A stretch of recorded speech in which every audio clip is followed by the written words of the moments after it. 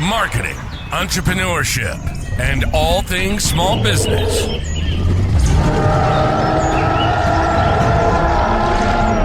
You're listening to the Jurassic Marketing's Triceratops. Now, here's your host, Justin Miller.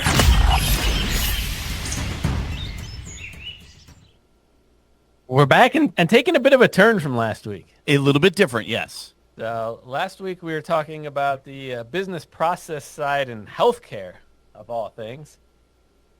This year we're talking business intelligence and transparent reporting, which is speaking to me. I know, it's speaking to you. It's right in your wheelhouse. I mean, I'm interested by all things business, but this is this is probably 6 pay grades above my... I love my dashboards and scorecards. Yeah, I know. You do. I know. And they come with a host of problems. So I'm taking this as another free consulting session. Okay. That's where I'm Well, that makes sense. All right. So our guest today, formal intro. Is that Hey, David Letterman, is that the formal intro? Opening up the CBS mailbag. Throwback there. Exactly. All right. He's the founder of Blinkmetrics, where the team builds done-for-you reporting dashboards that replace spreadsheets businesses are stuck managing. I mean, that does speak to me. I feel that. Google Sheets I everywhere. hate that. Not just Excel. Hate it. Yeah, no one looks at them. They connect directly to your existing tools, which is speaking my language as well, to CRMs, ad platforms, finance software, you name it, probably anything with an API. And Integrate. Deliver live interactive dashboards in 30. There's a big promise here, in 30 days or less. That is good. So these builds are sometimes pretty complex. I could see some small business owners just being in the weeds for 30 days, not even know what they're doing. Just getting the logins takes 30 days from some business entities. Well, that's true. He's going to talk about how they do that, how they serve, how they help, and what we should be looking at. So we're gonna put 2 hats on. Let me welcome him. So Nathan Tyler, he's the founder and CEO of Blinkmetrics. And again, Nathan, welcome. I look forward to stealing as much knowledge as possible from you in the time we have. Thank you. Thank you for having me. It sounds like it's not going to be a cakewalk for me here. It sounds like you're ready to go. I don't know. We'll see. We talk a good game. He does. Here. Yeah, he'll be. We really just have dinosaurs and pinball machines, and no soda in the machine today though, so less caffeinated than normal. Caffeinated velociraptors is what we usually are. But let's talk about when someone comes to you, ultimately what they're trying to solve for. So, let me back up a step. And go to what on earth is business intelligence and dashboards. So let's start there. Yes. Well, we could start with most people's eyes glaze over when you say the words business intelligence, and particularly our core market of small to medium businesses think that I'm too small for data. That's for big companies.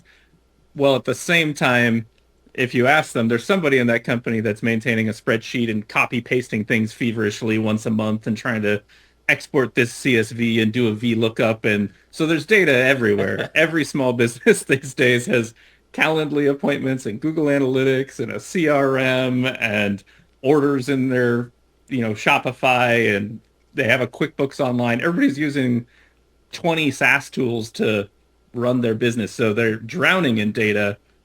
But if you say the words business intelligence, it's too much. So yeah, like there's all these promises of solutions, and it seems like it's just gotten more complex. So yeah, somehow I found my way into some TikToker that his whole shtick is developer versus management. Okay, and the developer has something they're putting together, a dashboard or something, and management's first question is, can we export this to Excel? He's like, why? It's live. And this is truth. It's funny because it's true, and it goes on every day. And I love my dashboards. And yes, there's people copying and pasting stuff. It's not all automated. I wish it was. Maybe we can talk. But ultimately, it's how you run the business. It's your windshield and your rearview mirror all in one. It depends what's important to the business. So with that frame of reference, who typically comes to you? So what types of companies, maybe it's industries, maybe it's size, where does this start to become enough of a benefit to where the creation and the expense and the investment is worthwhile? Sure. So it usually comes from two directions. It's either like the CEO founder who, like, the business has grown to a point where they don't know what's going on in the business, right? And they're disconnected from the day-to-day work. A lot of founders get started in a business not to manage people, but to do the craft. And as that starts to go away, they want to have an eye on quality, make sure things are getting done well. They drive everybody under them crazy if they, are micromanaging them. So reporting is a way that people can kind of let go and say, okay, this area I've delegated, but I still have enough of an eye of what's going on. So there's that kind of overwhelmed or frustrated founder who's trying to keep a handle on the business and know what's going on and not lose all control. And then there's also more of like a director of operations level person, the person who is stitching everything together through brute force, who has all the spreadsheets and has all the copy pasting and probably is managing some people under them and doing operational reporting and also reporting up what's going on. So they need like a set of detailed reports to look down, and they need like a simplified version to pass up or across the organization. That's our strongest. That's the most common, because I think the founder coming usually has to reach a certain level of pain before that happens. Yeah. Usually we're hearing from like a director of operations. It's going to be somewhere in that like 10 to 100 employee range. They don't have a business intelligence data scientist on staff. They're too small for that, but they have way too many spreadsheets and manual calculations and bonus payment calculations and all things that are custom to the business that they have no way of doing without spreadsheets. Yeah, I mean, the pain points you're serving are scattered in there, but there's a lot that are hitting me right now. So as a company behind the scenes, we run on EOS, and we use a EOS scorecard-based system. And the data for our scorecard comes from all over the place. Some of it, yes, I believe at the end of the day comes from some sort of spreadsheet. I try and eliminate those whenever I can find them, but they still exist. They creep in. Some comes from our CRM system. Some comes from the accounting package. And there's different dashboards in each of those packages. So I see the need and use case, even though we might be smaller than the typical company you're targeting. But it's similar pain points. It's probably the question of how much pain is it worth. But it's resonating loud and clear with, why the hell can't just one dashboard go grab all these things in real time for me? And why does a human being have to get involved in this, which costs money and resources as well? And the human being should be thinking to themselves, why do I have to go copy and paste this thing off the network drive? Yeah. So I'm looking forward to hearing the solutions here. So typically when someone comes and starts looking at services like yours, do they have, via some cobbled together manner, their data in the format they want, and they're just trying to streamline this whole chaos they've created? Or are they coming with a wish list of, I really wish I could have XYZ? Yeah, we do see the whole range. We do see companies who are just adopting EOS, and they may not even know what to measure yet. And so with somebody like that, we're going to start with a template and say, what are your 6 tools you're using? Here's, your top 3 KPIs out of your CRM, your finance, whatever, and we can put together that scorecard equivalent. There's also people who have those spreadsheets, and those are the perfect blueprint for us to build. Like, I just want this, but I wish I didn't have to copy paste it every day, or I wish I didn't have to copy paste it once a month. I wish I had a real time, view of it daily. And we're just replacing that spreadsheet and also adding like filtering and segmentation, because the current state is it takes an enormous amount of work once a month for somebody to collate all these numbers. But after they're done with us, it's streaming in every day. They can also look at it over any different time period. They could filter it or segment it by whatever customer or department they want. So some of them are in that level of maturity, and some of them are really grappling with a question that's so difficult that there's really not a good way to answer it. Or maybe like once a year, like they're going to say, should we change our pricing? Let's do an analysis of all of our customers. There's something that's crossing 2 or 3 different systems that's really hard to triangulate, that they don't have a good system for now. And we can answer those kinds of questions as well. Yeah, so sometimes it's the wish list, sometimes it's the operational, and sometimes I don't know what to measure yet. It's hard to tell them what to measure when they don't know what they want to see. Let's talk about why the businesses outgrow this, because I can kind of think I hear some advertising for tools, like, not throwing shade any direction, but NetSuite advertises in a lot of different business owner places, and it's kind of like the pitch that I'm hearing is, let's throw away all your tools and just get this one that does everything, which scares me. Yeah. I like I like tools that are good at the thing they do. But yeah, let's talk about how people get in this position where they've outgrown what they're doing, and what should the process look like before they say, oh, I gotta throw away everything and just buy this enterprise thing, or this Fortune 500 companies on SAP, maybe I need that, or Yeah. Yeah, I don't want to throw shade deeply at NetSuite or SAP, but I think universally you could agree that nobody in the company wants to change all of their processes and all the tools they're using to those tools.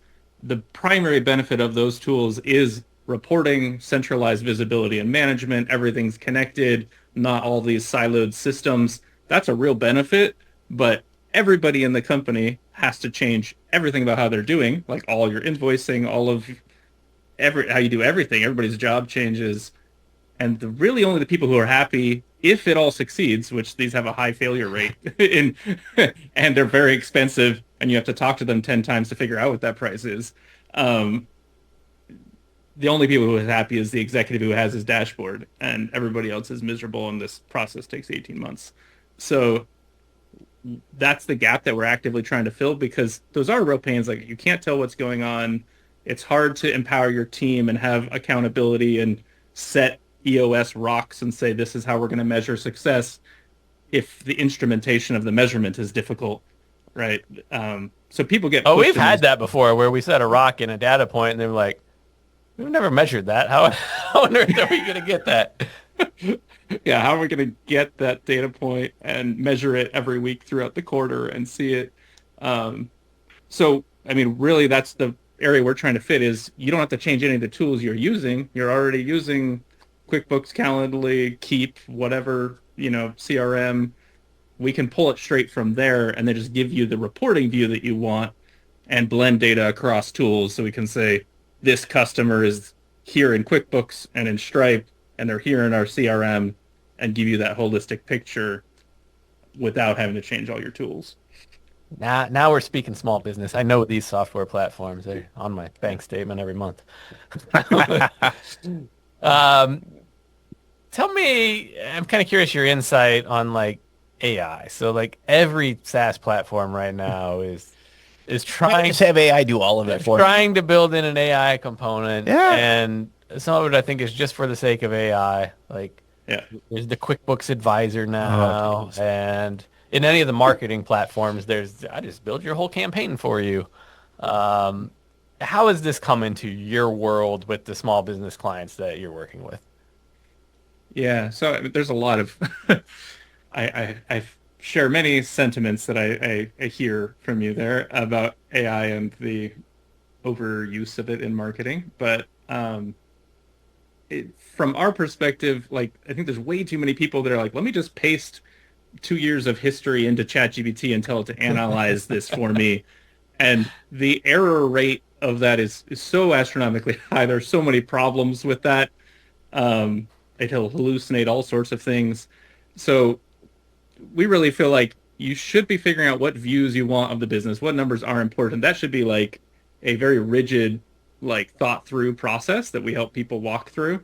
And we set up those dashboards. So like, what's my report that I look at with my morning cup of coffee? What do I look at when I close out the month?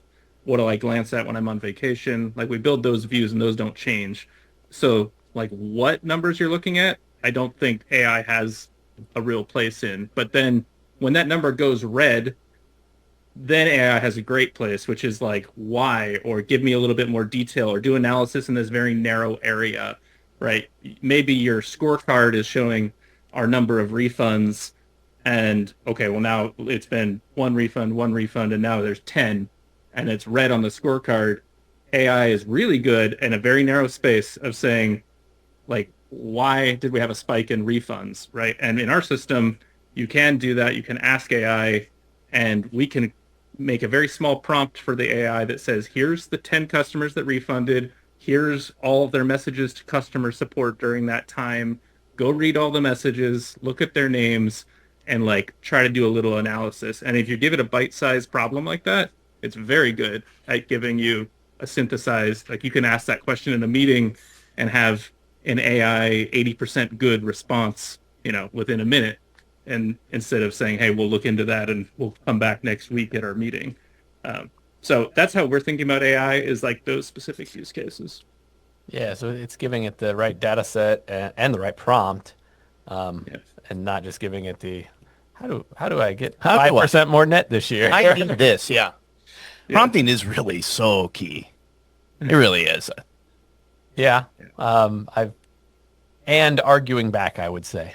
So you could bumper it up front, right, with the guardrails on what you're giving it, or you better be good at fleshing out what you need and not getting past the flattery of True. Yeah. ChatGPT in particular. Yeah. You're a genius. You're not the only one experiencing this problem. Yeah, the most dreaded words. You're absolutely right. That's when you've reached the end and like you just close the window. Well, if you're self-aware enough, you do. If not, you start believing it and you start writing your manifesto, I guess. All right, let's talk about. So if I get this concept, and this is good because I'm like right here where I got the concept. I kind of know what I want to see. I get the software tools. I'm techie enough. I kind of know how to tinker with API. Like, if I dropped everything I was doing, I could probably pull off something 70% there, which might be good enough. But let's talk about like the trap of that, like the DIY versus hiring a company to do this, and really like where we even look. Obviously, there's your company, but when I'm exploring the space, like what am I looking for? Yeah. So most companies, when they do engage this, they first gravitate towards the visualization tool because that's the report they want to see. So there's like Power BI, Tableau, Looker Studio, like that space. And that's the thing that draws the pretty pie chart. It draws the line graph, and people are like, that's what I need. And then as they kind of navigate into this jungle, they realize, okay, well, if that's the visualization tool, then it says, great, hook it up to a database. Like, oh, what database? Because it can't just connect to, Keep or Go High Level or QuickBooks directly. You have to get the data from there. So now you need to write the API stuff to go get it and then store it. And then sometimes you need to figure out what raw data you need to store, and you need to clean it up and reorganize it. And so really the way big companies actually solve this is they staff a data analyst, a data engineer, a data scientist, and for like 9 months, they don't deliver anything. They just set up infrastructure and write all these connectors. That's how it's like properly done. And in a previous life, I would do these like 18-month build outs for large companies, and that was the process we would do. We'd build all of this infrastructure in their cloud environments. That's obviously why it doesn't happen most of the time. Usually people get some way down there, or they have some weekend project you can with AI, and you can kind of cobble together some of these pieces now. And a lot of people will hook up Zapier Zaps. But really... That bill can add up, by the way, if you're trying to push raw data back and forth. Yeah, it really can. And you quickly discover that really like Zapier Zaps are just copy pasting like snapshots of data. Yeah. It's not really the raw data that would lets you do the kind of filtering and segmentation that you want. It just says like, oh, I got a lead today, but it doesn't say this is Justin. He signed up on this date. He's using, it doesn't have all the structured data. If you're going to ask a question of your report to be able to filter, you actually need it in a much better format. So to answer your question in a way too long way, right? It gets very complicated quickly, which is why most of these projects get abandoned or shelved or built once and then they kind of decay. Not to mention, even if you do all this, now you're managing servers to do the extraction, a database somewhere, your own instance of Power BI, 3 vendors, and then Google changes their API 3 months from now and whatever you built broke, like unless you are maintaining that connection. Yeah, it's just thinking. So I've seen this from the outside, Thankfully, I haven't ventured into corporate world. But that doesn't mean I haven't heard the grumblings of the implementations of these enterprise level systems, and they're appropriate for enterprise. I get it, but yeah, it's a headache for everyone in the organization. From like call it second tier, maybe not the factory floor, but everyone else up.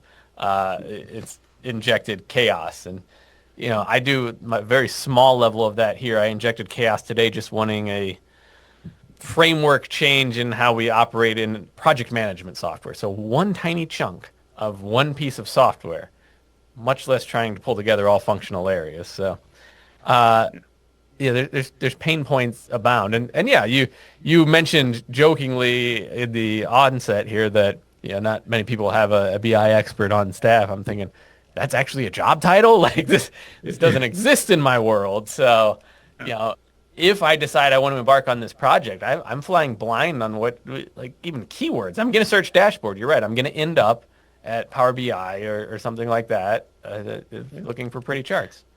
So what should I be keying in when I'm attempting to solve this challenge?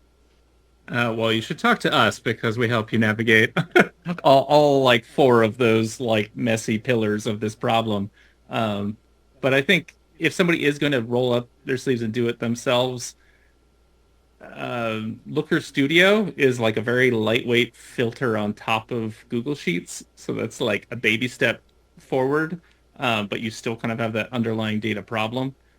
I would say that you have to decide whether you want to do this in-house and actually like have the Google Cloud bill and all the servers, and then you would hire basically a data analyst and data engineer to build it out in your own infrastructure. Or you come to someone like us that's like one vendor's throat to choke for all the data things, and we'll build out the custom reports. I like that. So I do the Google search and I start looking at Looker and get my hands like I just touch the dirt and I realize, oh crap, that's way too much. So, yeah. But that's where so there's a step though. That's where I can go and kind of see what a next step might be, and then realize that I don't have the human resources to embark upon said mission. So yeah, it's interesting that you came from the enterprise build world and transitioned to what seems to be, I don't know if I want to call it a leaner product, but a more rapid implementation product. And I want to hear about how you can pull off anywhere close to a 30-day build on this, because I'm thinking if I had full-time dedicated staff, I couldn't get there in that amount of time. So this must be a very structured process. The inherent doubt and skepticism in that question. I love it. So we do have a pretty tight process. We've done this enough times, and we are leaning on the fact that we've pre-built all these connectors, right? We already have the cloud infrastructure. We already build and maintain 100 connectors. So like we already have your Keep connector in QuickBooks Online and wherever the data lives. So in our first meeting, that does assume, I heard you say it takes 30 days to get the logins. It's 30 days from when we get the logins. The meeting 1 in the kickoff, we say, what are your data sources? I'm glad that problem exists in your world too. Yes. So we started as a digital agency. That was. What are all your sources? Let's try to connect them. And if they don't connect them, that 30-day clock doesn't start. I can't help if we can't get the data in. But I'm still impressed though. 30 days after the logins, I'm still impressed. By the way. Yeah. Yeah, so we do a weekly meeting. You would show up to a call with us on Zoom once a week, and after the kickoff, we kind of figure out what are we trying to measure. Show us the crazy spreadsheets. Like, let's get all the tools connected and get the data in. And this second meeting is basically kind of a validation. Like, yep, all the data is here. These are some first cracks at a couple of these views, just to sanity check. We're going to have questions about the data. Like, what about this? What is this category mapping right? And then in the third meeting, we show you the first version of the dashboard. You're going to tear it down and say, oh, actually, I need this and I need this filter. And on the fourth meeting, you have something that you can use. Impressive. All right. So I think some listeners are going to be thinking this does not apply to them because they're too small. So yes. How do we... That would be me. Yeah. You might be. But how do we size that up? I mean, can they just reach out and you can assess that pretty quickly, or is there a self-assessment they should be thinking through first? Yeah, I think for most small business owners, we don't have a healthy distance from our business. And I think so, even if you are a solo person, I think actually having, like, I found this myself, I have benefited from even just having like 5 numbers about my business. Like, let's look at my revenue, my billings, my number of appointments I'm having, whatever it is, right? Like, we hope we figured that out. But I think we get so caught up in our business and the craft of the business that it's hard to look at it objectively. So I think thinking of your business in a numbers way is helpful. And I think pretty much every business owner I would speak to did not get into this to manage people. They don't like managing people. They don't like micromanaging. Simultaneously, nobody does it as good as them. And so they're all over everybody's back, and like they don't, people don't like them as a manager. People don't like having those hard HR conversations and all these sit downs of trying to kind of coach them to do it the way you would do it. And I would say that data is a really good way to help with all of those things. We can sit down when you first hire somebody and say, like, these are the 3 or 5 numbers that you impact, in the business. We don't live and die by these numbers. Of course, we're going to have conversations, but we can agree this number should be going up and this number should be going down. And so I think really even your first few hires, it's critical, like, to be able to hand something off and help start delegating. It's critical in that process. So I would say there's no business too small. In reality, I find that many businesses are not ready or don't think in that numbers way. And if you're not a person who pulls up a spreadsheet or thinks in numbers at all, like, this is not going to be like, some people just don't think that way. Like, some people are just pure relationship people, and data is not going to be your answer. Now, I have so many tactical level questions, but we're against the clock. So I think we'll get you back because I want to hear about, I want to hear some example metrics of what are on other people's dashboards. I want to see behind some curtains, but can't do it today. Sorry. All right, we got lightning round before we wrap up here. We still no sound effect on it. Still don't. No. Okay. Next month. Next week. Maybe. Nothing. All right. Business book or what's on your Audible or reading pile right now? Let's see. The Mom Test, which is, if anybody, that's pretty specific to product development and software often. But if you have basically the premise is if you have any business idea, your mom will always tell you it's great. And it really kind of walks you through methodically how, and people will lie to you. Everybody's very polite, says, it's a great idea. That's so brilliant. And it just has a very methodical way of walking you through these customer discovery conversations. So talking to people, and like you said, the opposite of ChatGPT. ChatGPT is just like your mom. It'll say, that's the best business idea ever. You're going to be a billionaire. Until you say, I'm bankrupt. Oh, you're right. That was not a good idea. Yeah, you're absolutely right. That was terrible. All right. Tool or software or something you can't live without. I use Fathom meeting recording for all like our customer calls, onboarding. It's tremendously helpful for just capturing all those detailed notes during onboarding or even during sales calls as you're talking to somebody. It's helpful to review those yourselves and get those transcripts. So that's like a really healthy use Nathan's of AI. Fathom note taker is not in this meeting. It's I know. Special. It's all going to be a blur. I'm going to forget everything but the cool dinosaurs at the end. We'll send you one. Favorite quote or motto or saying? Decisions, not options. That's like in software, having an opinionated stance, and in dashboards is incredibly important that you don't have a vanity dashboard that has 100 metrics. You really need to think hard about those decisions as you're setting it up and just have those like 10 numbers that really matter. No, that translates into my world too. That translates perfectly in marketing world. It's the what do you need to do, not what can we do for you. All right, if anyone wants to learn more, reach out, see if this journey is right for them. What's the best way to get in contact with you or your company? Go to blinkmetrics.com and you can schedule a call and we'll talk all about your business. Great.